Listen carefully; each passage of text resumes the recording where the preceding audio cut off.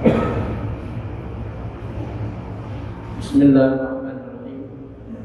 Assalamualaikum warahmatullahi wabarakatuh. Alhamdulillahirabbil alamin wal 'aqibatu lil muttaqin wa la 'udwana illa 'alal zalimin. Asyhadu an la ilaha illallah al-malikul haqqul mubin wa asyhadu anna Muhammadan abduhu wa rasuluhu shadiqul wa'dil amin. Allahumma shalli ala Muhammadin wa ala alihi wa ashabihi wa man tabi'ahum bi ihsanin ila yaumiddin, amma ba'd. Fa inna asdaqal hadithi kitabullah wa khairal hadi hadi Muhammad sallallahu alaihi wasallam, syarrul umuri muhdatsatuha wa kullu muhdatsatin bid'ah wa kullu bid'atin dhalalah wa kullu dhalalatin finnar. Segala puja dan puji syukur adalah milik Allah Subhanahu wa taala, Allah semesta alam yang Maha Pengasih lagi Maha Penyayang. Maka jamaah salat Isya, tarawih dan witir yang dirahmati Allah Subhanahu wa taala, sudah selayaknya bagi kita untuk selalu menghambakan diri hanya kepada Allah Subhanahu wa taala, hanya bergantung kepada Allah Subhanahu wa taala dan bersandar kepada Allah Subhanahu wa taala. Segala permintaan kita pun hanya kepada Allah Subhanahu wa taala. Dan tak lupa pula kita bersyukur dan bertahmid atas semua nikmat yang Allah berikan kepada kita, nikmat yang kecil maupun yang besar dalam pandangan kita, yang sedikit maupun yang banyak. Tapi pada hakikatnya adalah semua rahmat Allah Subhanahu wa taala selaku hamba yang bersyukur kepada Allah Subhanahu wa taala. Dan kita mohon kepada Allah Subhanahu wa taala agar selalu mencurahkan Allah kepada Rasulullah SAW salawat dan salamnya, kepada seluruh keluarga, sahabat-sahabat dan kita semua yang istiqomah di atas sunnah Nabi Muhammad SAW. Dan dengan sunnah itu Allah akan mengangkat derajat kita baik di hadapan manusia maupun di hadapan Allah Subhanahu wa taala. Dan bila kita banyak meninggalkan sunnah Rasulullah SAW, maka pada hakikatnya kita telah menyatukan diri dalam kehinaan di hadapan manusia dan di hadapan Allah Subhanahu wa taala. Dan mudah-mudahan Allah Subhanahu wa taala menggolongkan kita orang-orang yang tegak dan istiqomah di atas sunnah Nabi Muhammad sallallahu alaihi wasallam. Jamaah salat Isya, tarawih yang dirahmati Allah Subhanahu wa taala, sebagaimana yang kita dengar berfirman, A'udzubillahi minasyaitonir rajim. Bismillahirrahmanirrahim. Ya ayyuhalladzina amanu kutiba 'alaikumusiyam kama kutiba 'alal ladzina min qablikum la'allakum tattaqun. Wahai orang-orang yang beriman, telah diwajibkan kepada kalian untuk berpuasa di bulan Ramadan sebagaimana kewajiban yang pernah dibebankan kepada orang-orang sebelum kalian, yang kelak kalian menjadi orang-orang yang bertakwa kepada Allah Subhanahu wa taala. Jamaah yang dirahmati Allah Subhanahu wa taala, dalam ayat ini Allah menyeru kita diawali dengan kata ya ayyuhalladzina amanu, wahai orang-orang yang beriman, yang menunjukkan bahwasanya itu adalah sebagai suatu penghormatan dari Allah, penghargaan dari Allah Subhanahu wa taala kepada kita. Karena di dalam kata ya ayyuhalladzina amanu itu menunjukkan bahwasanya hanya orang-orang yang beriman saja yang mampu menerima seruan Allah Subhanahu wa taala dan siap melaksanakan perintah-perintah Allah Subhanahu wa taala. Baik perintah untuk melaksanakannya atau perintah untuk meninggalkan sesuatu. Dan di dalam perintah Allah Subhanahu wa taala ini, baik yang untuk dilaksanakan ataupun yang untuk ditinggalkan, maka pada hakikatnya adalah kebaikan bagi kita.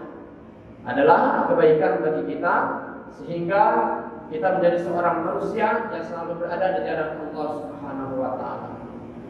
Bahkan sahabat Abdullah bin Mas'ud ketika ditanya oleh salah seorang sahabat, wahai hamba Allah, wahai hamba Allah, ini nasihatilah aku.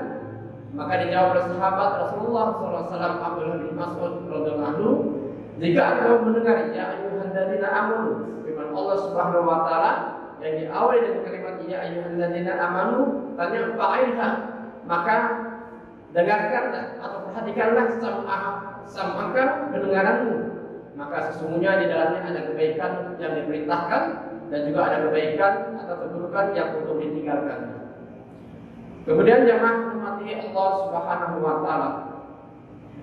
Kata alladzina amanu ini adalah kata kunci dalam ayat tersebut agar kita menjadi orang yang bertakwa kepada Allah Subhanahu wa taala.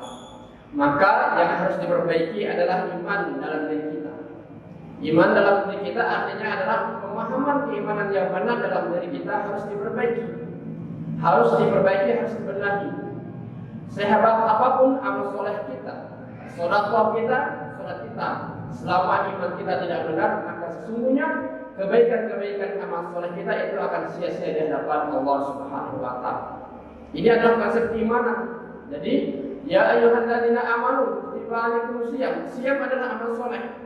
Tapi kalau imannya tidak benar, kalau imannya salah, kalau keimanan kita ada di dalam perbuatan syirik kepada Allah Subhanahu wa taala, maka amal soleh kita, puasa kita itu sia-sia di hadapan Allah Subhanahu wa taala. Kita beramal soleh, sholat tarawihnya tidak tertinggal selama 1 bulan penuh, tetapi kita masih sering datang ke dukun misalnya, suka minta pertolongan kepada dukun, kemudian membenarkan apa yang dikatakan oleh dukun, oleh orang pintar, maka sia-sialah semua kebaikan atau amal soleh yang kita lakukan. Bahkan Rasulullah SAW mengatakan bahwasanya man atakahinan fasaddaqa bima yaqulu faqad kafara bima unzila ila Nabi sallallahu alaihi wasallam. Barang siapa yang mendatangi seorang dukun lalu dia membenarkan apa yang disampaikan oleh dukun, faqad kafara, maka dia telah kafir bima unzila ila Nabi sallallahu alaihi wasallam, dengan apa yang diturunkan oleh Allah Subhanahu wa taala kepada Rasulullah sallallahu alaihi wasallam. Jadi imannya harus diperbaiki sebaik apapun. Imannya harus diperbaiki sebaik apapun amal soleh kita. Maka dengan iman yang baik dan benar sesuai dengan apa yang bersumber dari Al-Quran dan Sunnah Rasulullah SAW, itu akan menjadi inti daripada amal soleh kita. Jadi amal soleh kita yang benar itu tergantung pemahaman keagamaan atau keimanan kita yang benar, akidah kita yang selamat atau akidah sahihah atau akidah salimah. Nah, ini bergantung. Jadi konsep keimanan inilah yang harus dibenahi jamaah yang dirahmati Allah Subhanahu wa taala. Dan akhir kita bisa lihat ya, dengan karena pemahaman keimanan kita yang kurang paripurna, setelah masa bulan Ramadan berakhir, kita terkadang masih melakukan perbuatan-perbuatan buruk yang sering kita lakukan sebelumnya. Terkadang masih kita kebiasaan-kebiasaan buruk masih kita lakukan. Kenapa? Karena pemahaman kita itu, keyakinan kita terhadap Allah Subhanahu wa taala dan Rasulullah SAW sangat kurang sekali. Makanya kalau iman kita tidak benar,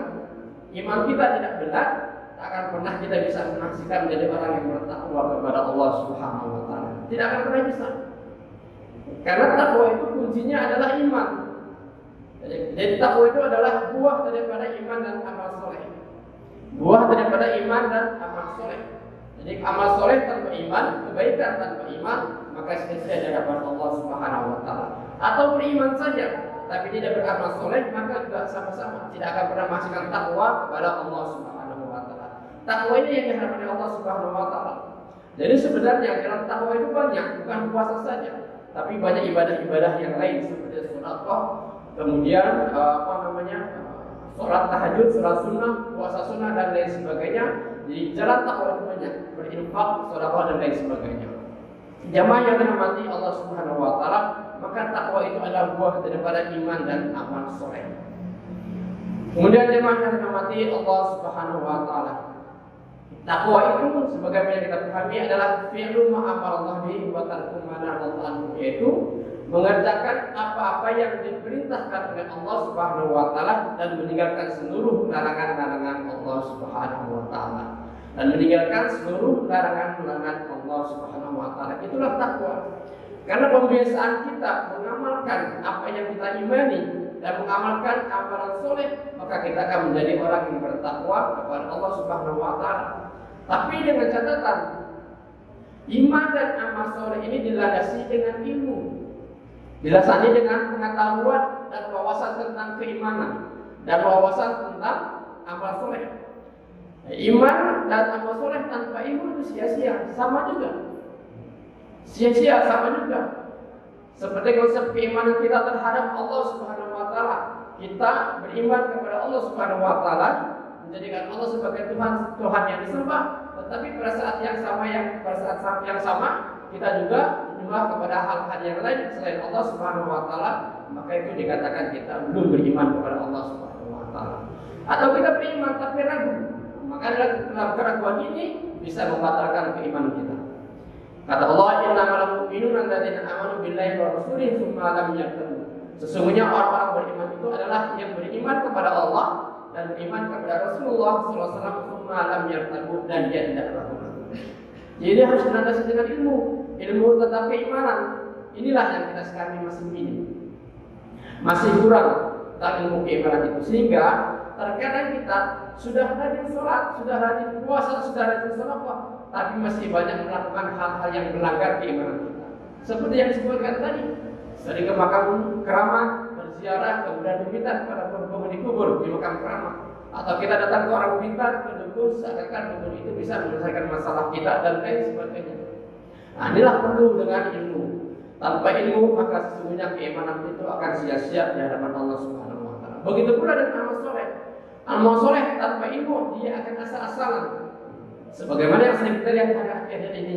Bagaimana orang sholat tarawih tapi setiap kilat sampai cuma 10 menit, paling lama 15 menit. Itu menunjukkan bahwasanya amal soleh.